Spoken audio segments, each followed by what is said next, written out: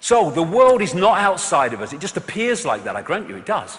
But it's not. It's illusory. It's within us. Within us, that's where we are decoding reality. And this is the key. This is the gateway.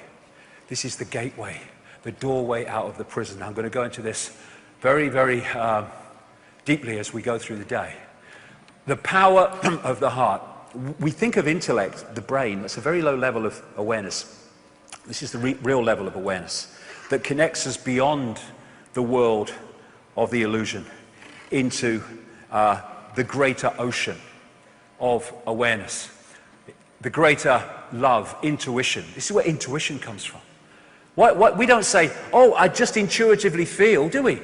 We go, I just intuitively feel. We're doing the body language and we're indicating where this is coming from. And it is innate intelligence. It's not, I've been to university and I've remembered all these things, what dogma told me, and I passed my exams. That's not intelligence, that is memory, overwhelmingly. This is true innate intelligence, knowing, not thinking. And I'm not just talking about the heart that pumps the blood. I'm talking about this heart vortex, which is the spiritual heart, which opens us through into the greater ocean if we open it. If we don't, it shuts us off from the greater ocean. There's an organization in America called the Institute of Heart Math, which does a lot of research. Its whole kind of focus is on the power of the heart. And it points out that the most powerful electromagnetic field in the body is the heart. There are more nerves going from the heart to the brain than coming the other way. And they found something else in their research, that if the heart and the brain and the central nervous system are in coherence, electromagnetic harmony coherence, the person goes into a completely different and much, much higher level of consciousness and awareness. If that coherence is broken with incoherent resonance, then you come out of that high state of consciousness into a lower state of consciousness. I've just described one of the greatest mechanisms and goals of this global conspiracy, because this is the heart resonance, coherence, when people are in a state of appreciation, of love. This is their incoherence when we're in a state of frustration, of fear, of anger, of resentment.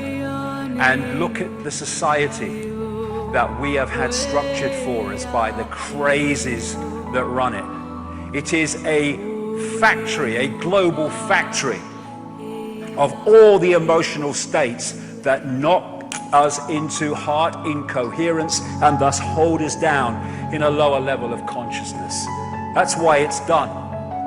The Institute of Heart Math said this: there is also new data suggesting that the heart's field is directly involved in intuitive perception beyond mind through its coupling to an energetic information outside the bounds of space and time. Yes, outside the walls of the illusion.